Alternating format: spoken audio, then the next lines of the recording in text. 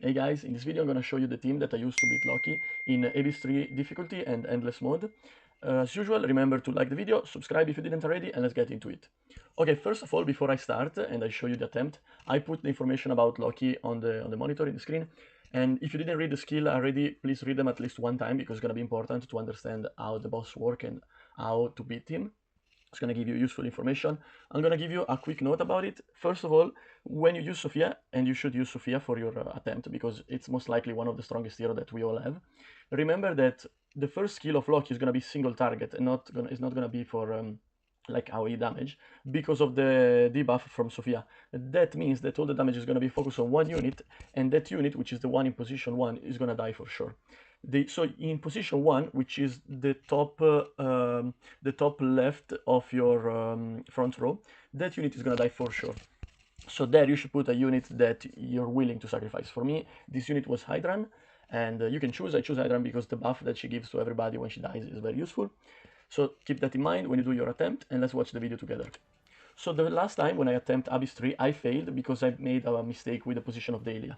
Dahlia is your main damage dealer in this mode, so please put her in the front row for Loki, because Loki deals more damage in the back row. As you can see, I put Hadran in the top corner on the left, and I choose to also put Brienne here because from the last time I upgraded my Brienne to 22, plus 22. So this is gonna give me a boost in damage for every character, for every hero. And this is the first attempt on Abyss 3 difficulty. So you will see, at first it starts very slow, the damage, because you need to accumulate with skill like Galadriel's skill, Maeve, and also the Spirit. So the damage starts very low, and then it goes up the more you go on with the round. I don't think there is any strategy to kill Loki before killing the cube first, so even if they buff his damage, you're gonna have to kill the cube anyway. As you can see, soon he's gonna kill Hadran. Okay, let's see when it happened. Here, now. So Hadran is dead, he buffed all the team, she buffed all the team with their talent, I think it was the last one, I don't remember. And we keep piling up damage, especially with the armor reduction from Maeve and also the Spirit that we use.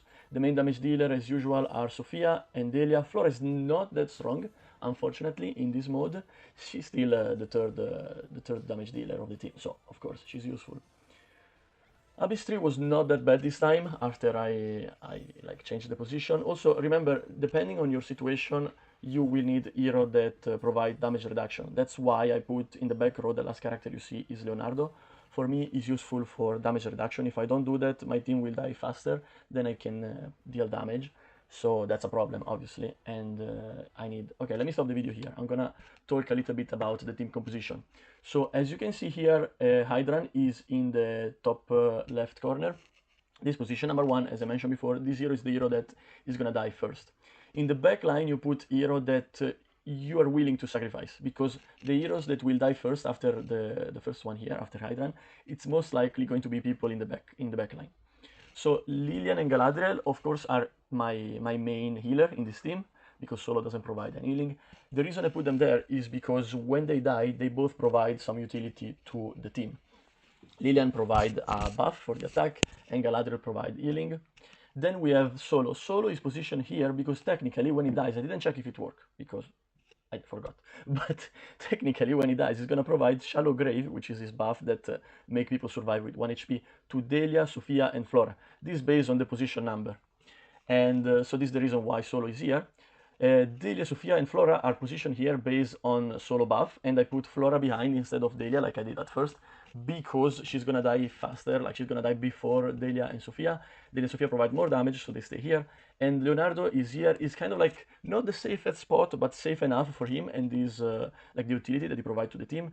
I keep him here and I try to keep him alive as long as possible because he provides damage reduction, which I need to make the team work, like to keep piling up damage. If he's not here, I don't have enough HP, enough armor on my character, and they die too fast, and I cannot like do enough damage. Brienne, I think I don't have to explain too much, everybody knows probably, but Brienne is a damage booster, especially for crit, so she's here to make sure that all my characters provide as much damage as possible, especially when they crit. Maeve is the best hero that you can use in any mode where you have boss, because she provides tons of like debuff on the boss that is gonna improve the damage that your heroes are gonna do. And Delia and Sophia obviously are the main damage dealer because they provide damage not only with the skill but also Sophia with the true damage and Delia with poison, so they are perfect for boss mode. And yeah, that's it. For the spirit here, I'm gonna change, as you can see, light spirit to, like, I'm gonna swap it with the fire element or fire spirit, I forgot the name, because I was spoiled by other player that endless mode is more difficult and the boss deals more damage than Abyss 3.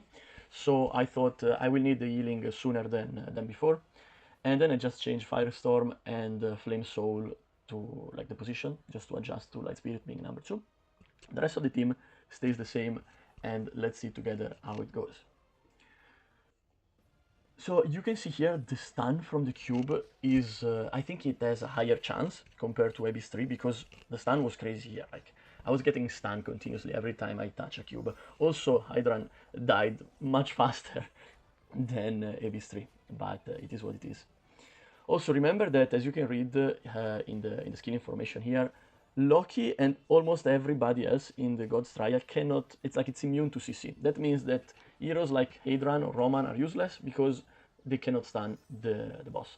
Of course, Roman can also be useful as a damage boost hero if you can survive. Like, if I take out probably any one of my heroes here, I'm gonna die faster. So the problem with putting Roman in my team is that I don't know which hero I should take out for Roman. It would be useful, the same as Tiara, she would be super useful in this mode, but my heroes, as you can see, are not strong enough in defense, like are not tanky enough to survive.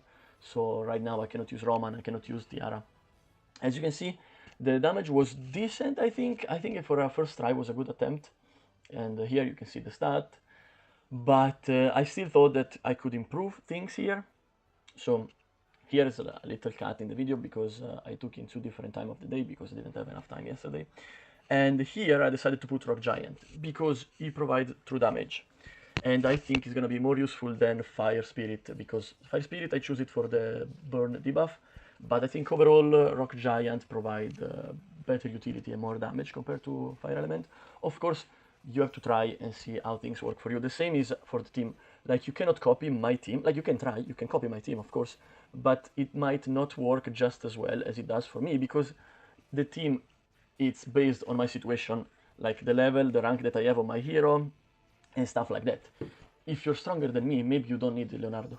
If you're weaker than me, maybe you need some other hero that is gonna provide damage reduction. For example, if you don't have Flora plus 30, you can put Suri instead of Flora. Suri is that fire elemental character. I think is a warrior, I'm not sure. But she's the warrior that provide damage reduction, like she still attack from the boss. In this attempt, I did worse than before because if you were seeing like the video, Leonardo died super early. And if Leonardo died early, the rest of the team die early because Leonardo is the only one that keeps my team alive. You would think he's the healer, he's not the healer, it's Leonardo. The healer is just kicking, is like giving a kick in the ass to the rest of the team to survive a little bit, but most of the job is done by Leonardo reducing the damage. In this attempt, you will see I will do a new record. It's going to be the best one yet, and it's the best one because Leonardo managed to live longer than before. So my team is all based on Leonardo surviving as long as possible. But I cannot put him in the front row because I need to keep people like Maeve in the front row. I need to keep Maeve also alive for the damage boost. So she has a little bit more chance of... Okay, I think I saw here the buff from Solo kick in. Okay, so it works. Okay, Shallow Grave works. That's nice to see. I got distracted. I forgot what I was saying. But yeah, that attempt is going to be the best one yet, and as I was mentioning before, you have to try different things that works for you because, again, my team is based on my situation in game. Your situation is most likely going to be different because nobody has the same situation, and that's it. Okay, as you can see, I was very lucky in this run because Delia and Sophia, they managed to survive until the last round, until round 15, and that was perfect because it gave me the chance to deal as much damage as possible. So you can see all the stats here. So this is a very quick like list. I just wanted to make an image to make it more visual about the hero that I think are useful for different role. I didn't put the healer because at this point I think everybody knows that Lilian is gonna be your main healer. So yeah, keep that in mind. I also didn't put Solo because Solo, of course, you're gonna need for Shallow Grave.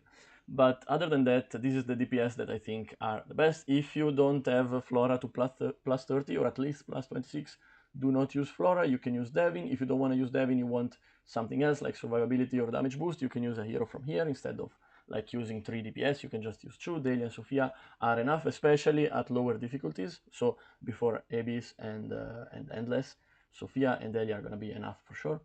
Then survivability, I put Leonardo first because of course is the main one for me, but also Lilith, Ines, and Suri can do a very good job.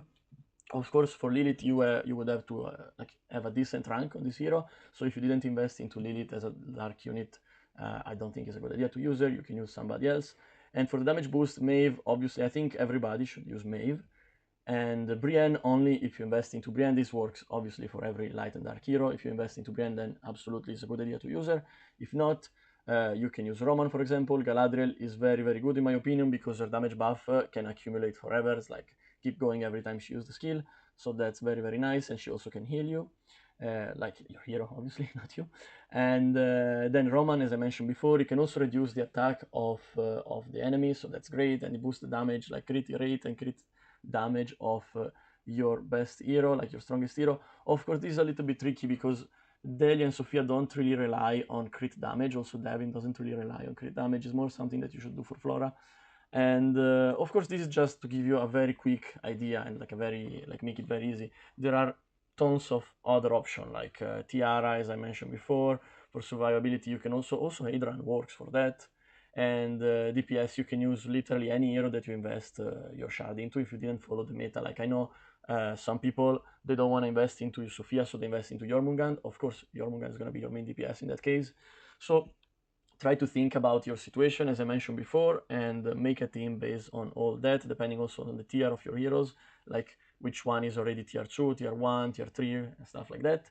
Let me know in the comment how it goes, which difficulty you managed to reach. And that's it. Of course, as usual, for a question, leave a comment and I will do my best to answer it. Thank you for watching the video. See you next time. Bye bye. Have a good day.